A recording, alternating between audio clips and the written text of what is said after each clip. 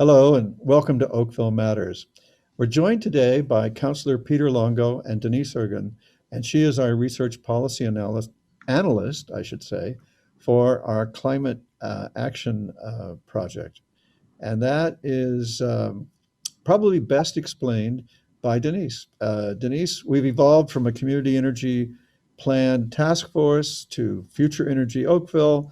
And can you put all the pieces together for the viewers? Sure, yeah. So I have the distinct honor of leading our community energy portfolio at the town. I'm one of several staff that is dedicated to climate action. So I think that's a really important first note as well, is that we actually have a very broad climate action portfolio at the town, looking at our corporate emissions and how to reduce that, mitigate our impacts to climate change corporately, and then also a very extensive portfolio around adaptation. So how are we preparing the corporation as well as the community for the inevitable impacts of climate change? And also looking at embedding climate change across the organization. I get to work on working with the community on climate action and mitigating across the community, particularly focused on energy. So how can we reduce the emissions from the energy that we use, consume? And I got to work with community through the Oakville Energy Task Force to develop a community energy strategy that was unanimously endorsed by Council in February 2020. And then over the last year, the task force, with support of the town, has been developing a new non-for-profit that's going to lead the implementation of the community energy strategy now and into the future. And so they provide this really important, vital role that we often see overlooked in implementing community energy strategies. And that's how can we actually build capacity within the community, because this is a community issue and this is a community strategy. And so how do we actually generate that capacity and engage individuals, organizations, groups within the community to propel that change forward? So, Peter, what do first off, you represented council on that community energy plan task force, and thank you for that. But what do you say to residents who might call you and demand to know, why don't you guys just pass a law and make everybody do climate change? Like, That's a great question, Mayor Burton. And I think, if residents are asking what can they do, the town itself has a really small impact actually on climate change and greenhouse gas emissions. But it's everyday decisions that we make as residents, people who actually live in Oakville, but then also if they're working and the businesses that are in Oakville. Really, the question is, what can you do? What kind of small changes can you do that will actually limit the amount of greenhouse gas emissions you are emitting?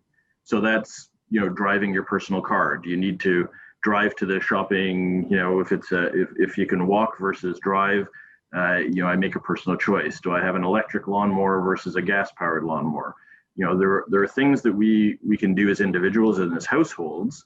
And then it's also, retrofitting. Do you retrofit your windows? Do you start looking at insulation that's better, so the actual energy you're using to heat or even to cool your house is actually better used? So that's kind of from a residence. How do I get involved? There are things you can do every day. And then when we talk about the businesses in our community, how can they make an impact? How can they change the way in which they are producing? If they're producing or manufacturing products, example, Ford Motor Company. They were actually on the Oakville Energy Task Force, and they're, I think, internationally known as being one of the best, energy efficient manufacturing facilities from a car assembly perspective. And now, with great news and involvement with yourself, Mayor Burton, and the provincial government, is Ford's going to start doing electric vehicles. So we're going to have production in Oakville of electric vehicles that then consumers can purchase to try and see if they can minimize the impact that they have. Because I think, and Denise, correct me if I'm wrong, I think the largest impact individually as households is actually driving your car. that has probably the biggest emissions. And then next to that would be, the second behind that would be how we live, and what we're living in, the houses, the condos, the townhomes. That has an impact also on greenhouse gas emissions. And the more efficient we're in using the energy to either, again, heat or cool, the better off we're going to be. So it's not just the town of Oakville, it's actually the people who live in the town of Oakville, and it's the businesses that work and employ people, manufacture, and what they're doing in the town of Oakville. Those are the biggest impacts that we can have on climate change to make a positive impact. Not sure if that answers the question, but Well, I think it's a great answer, and it certainly illustrates why the town of Oakville, all by itself, is not physically capable of changing our climate footprint. I'm not sure we've answered the question. Why don't we just pass a law and make everybody do right? And so yeah. So I'll give Denise a shot at that. So it's a complicated question, but it's a really important one. I think and part of the reason we supported the development of Future Energy Oakville is because it's a recognition that we only have jurisdiction and power over so much. So the first piece is that I don't think we actually have the power to pass a lot of these laws and force people to do everything. I don't think that, and then even with that, there's also a recognition that we might not actually know the best ways to direct people. I think people know the solutions that are going to work best for themselves. So what we can do is support programs that are being developed and allow people to take up or to utilize the programs. We can help reduce the barriers to get to those programs, or even help incentivize other individuals. But I don't think we have the power to force anybody to actually move forward and dictate what that's going to look like for other individuals. I think you're right. Now, as I understand it, something like 30%, well, let's start the other direction. In terms of what the community itself is responsible for or could change by their behavior, is it about 50 or 60% of the total climate footprint? In other words, our homes and our cars, does that add up to 50, 60% of the climate footprint? So operationally, it's more 70, 75%. Yeah. So personal transportation being the biggest piece of that pie. Okay. So in order to reach these big goals of, what are the long-term goals for climate change in terms of energy and greenhouse? Well, I guess we express it in terms of greenhouse gas emissions. Where are we trying to get? There's been an argument about, do we reduce it enough soon enough? What's our benchmarks? In order to answer that question, I'm going to provide a little bit of context of how we developed the goals, because we all hear a lot of targets and goals out there from municipalities, and I think every municipality, including the town, and this is the language you see in the community energy strategy, is aiming to get to net zero. We know that that's the ultimate goal. Then you get into the logistics of how much and by when. And so the goal of the community energy strategy, which was not developed by town staff, it was developed by the Oakville Energy Task Force, and they were the ones who really finalized the language and the target in that goal. So would you? Yeah. Excuse me 1 second. Yeah. It seems like a very important point that you just made. If the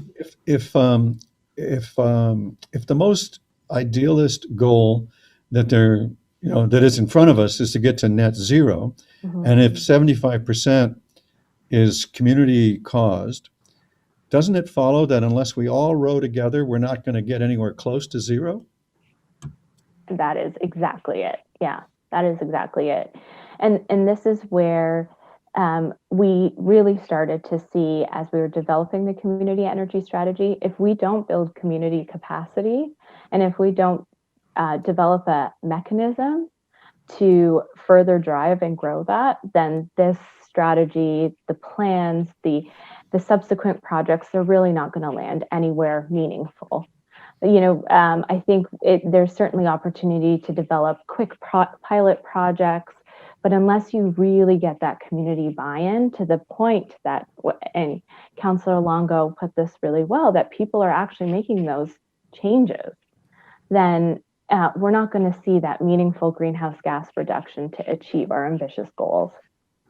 And just to add to that, Denise, and I think back to your question, Mayor Burton, about what can the town do from a bylaw or force people. And again, we don't have those powers, but we can actually create an infrastructure that actually helps facilitate that. So we can look at how can you make transportation more accessible to people? How can you encourage people to take buses or ride their bike? So we have other ways in which we can move throughout the town without having to use our personal vehicles.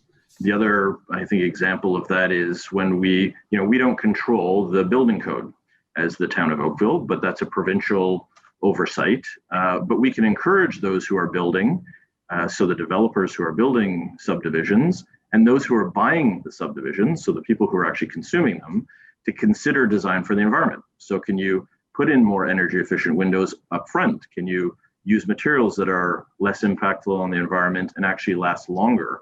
So there are things like that that we can encourage, but we don't necessarily have direct control over it. So when we have development applications coming to planning and development, one of the series of questions that I'll try and ask are related to what's your view on the environment and how are you looking at climate change as you design your subdivision to encourage people to purchase it.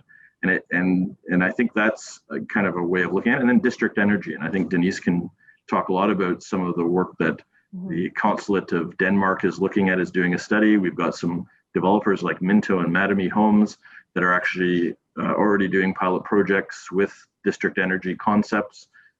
We've got our Southeast Oakville, the Oakville Trafalgar Community Center that actually uses geothermal as part of what the town is actually doing in their control of what they're building, but can that be translated into subdivisions or other businesses that are building within the town? So as examples. Mm-hmm. I think it's very good of you and other members of council who do frequently ask developer applicants what they're doing about climate change. But you're spot on. Until we're given a building code by the province that's green enough, we're going to be powerless to make new subdivisions any better than old subdivisions. And we'll just be continuing to pile up I'll call it a retrofit burden. Our council, we've passed resolutions several times asking the province to create a green building code. They've openly refused. The last time I talked to the province, I asked them, well, give us a 2-tier building code where, the people who don't want, the cities that don't want a green building code can do whatever they want, but let Oakville opt up into a higher tier. And that answer was also a swift no. So the province is not the best player on this front. But having said that, they have done things that we do see as beneficial. They are helping to fund our conversion to an all-electric bus fleet. Fixing the building code would do a lot more to get to net zero than electric buses will. But I suppose I wouldn't turn away any effort. So we cheerfully accepted and praised them for the electric buses, and so it goes. Denise, on the district energy studies that we're doing with the Danes, I know council agreed, council funded that and agreed to it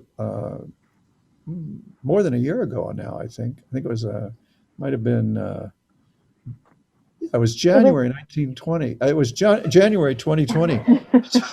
So 1920 is good too. Yeah. 1920, yeah, it was a very good year. It was I a great think year.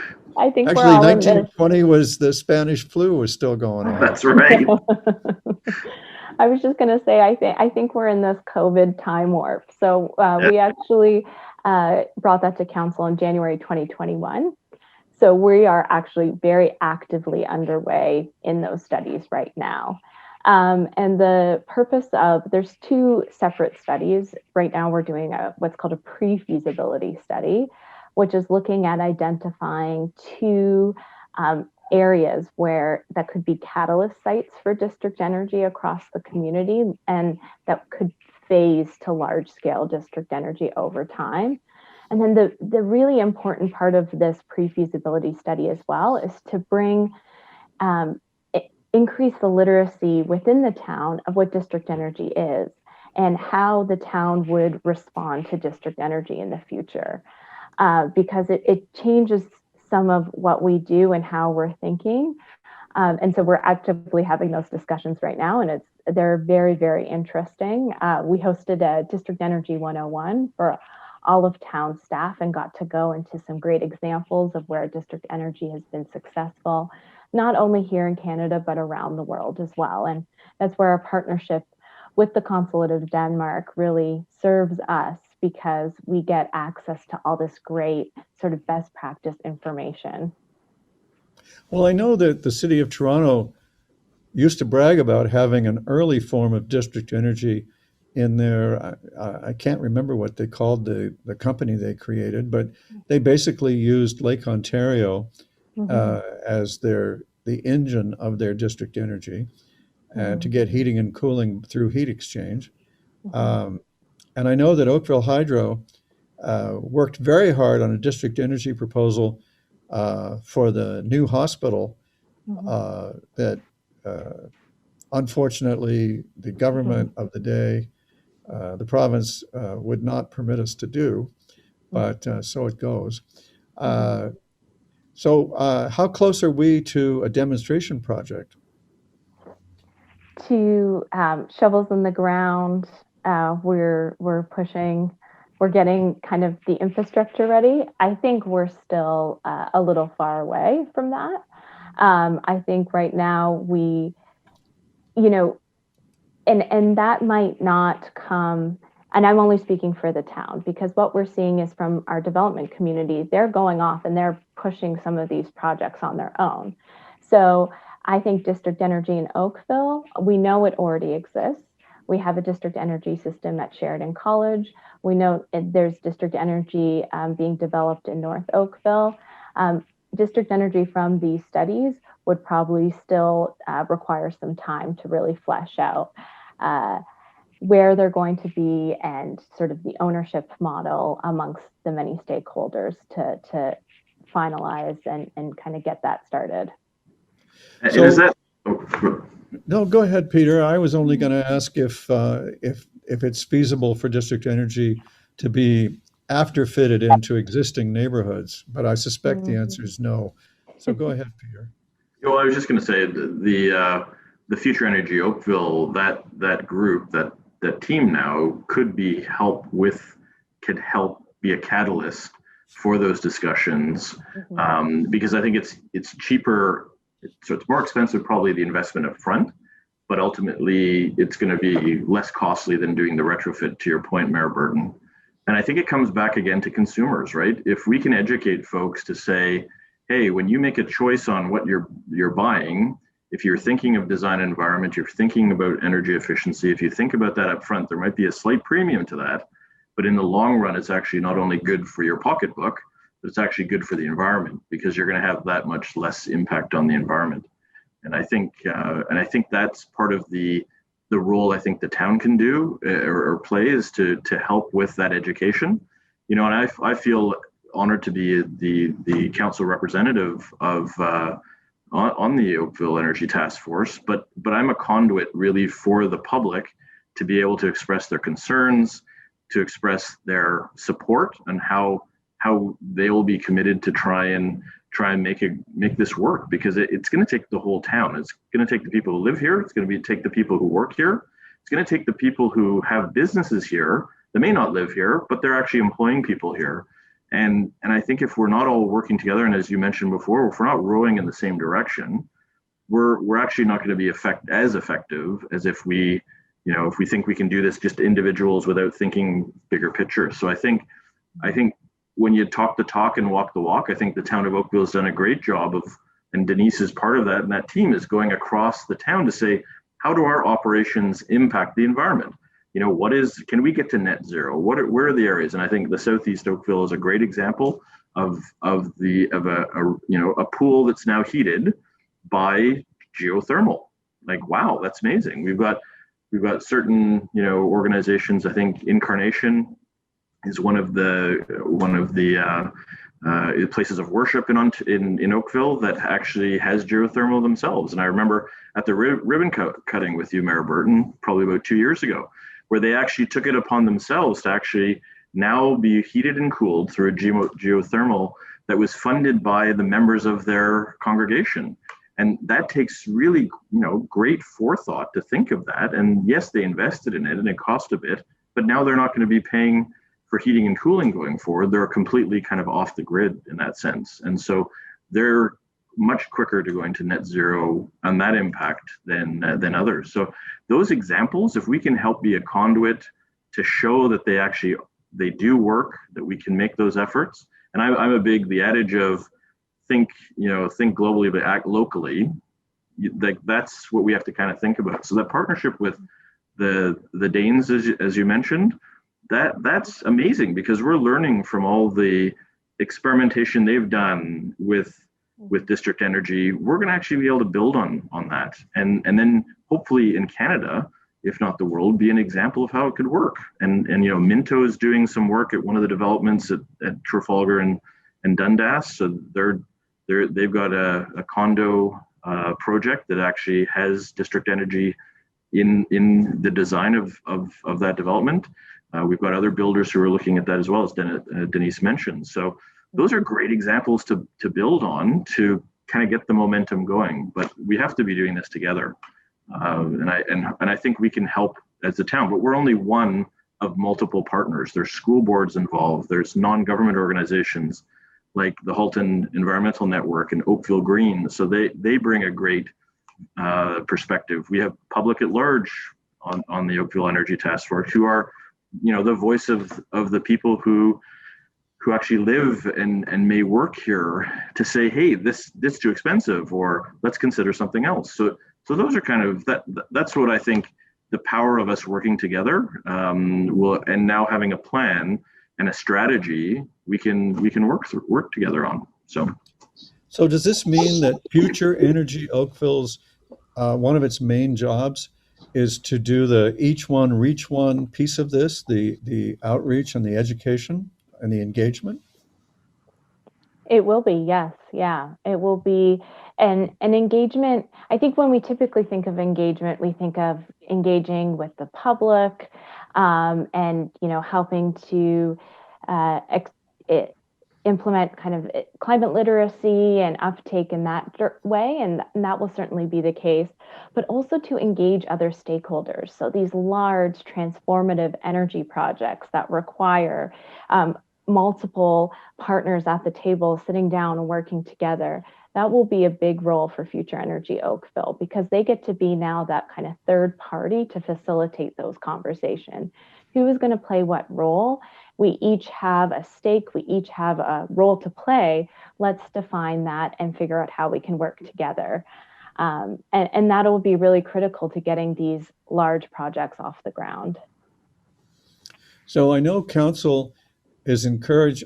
We had a presentation from the province's agency that plans and builds power plants in April, and council was encouraged by the president, who indicated that they're working on a plan to get off of they use natural gas for peaking, to come up with loads when the system goes to peak. So the middle of summer when it's really hot and everybody wants an air conditioner going, they light up because they're one of the few ways you can actually turn electricity on and off quickly is these natural gas fueled power plants. So they're working on a plan to get rid of those. And he pointed out that if he did, something like 3%, it would have next to no effect on the greenhouse gas emissions because they're used so seldom. So, a lot of money is being called for to be spent to get us off of gas that, perhaps that money would be better spent on persuading everybody or helping everybody to convert to individual geothermal for their homes, for example. Mm. What else will FEO do? And we've got about a minute left, and I hope that's not too little to describe, at least in broad terms, what FEO is going to do. So Future Energy Oakville just was incorporated a couple of months ago. So they're a new non-for-profit in their infancy. Right now, they're building their community presence. They're hiring staff. They're looking at how to hire staff. They're fundraising, which is a really big part of how they're going to be successful in their activities. But they essentially provide that high-level governance of implementing the community energy strategy.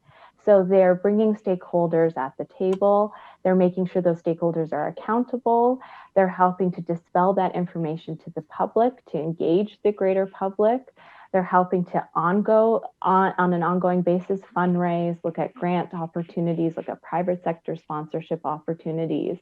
And so they're really that kind of missing piece of the puzzle to how do we actually get this work catalyzed and moving forward. Well, that's very interesting. I certainly hope that they are successful at that. Councillor Longo, kudos to you for the leadership role that you've taken in this. I want to thank you for tuning in and listening and learning more about how we're addressing climate change in Oakville. I hope that you'll contact me at mayor@oakville.ca if there's anything I can help you with, and if there's any topic you'd like to see covered in the future here on Oakville Matters. Thanks for being with us. Thank you. Thank you.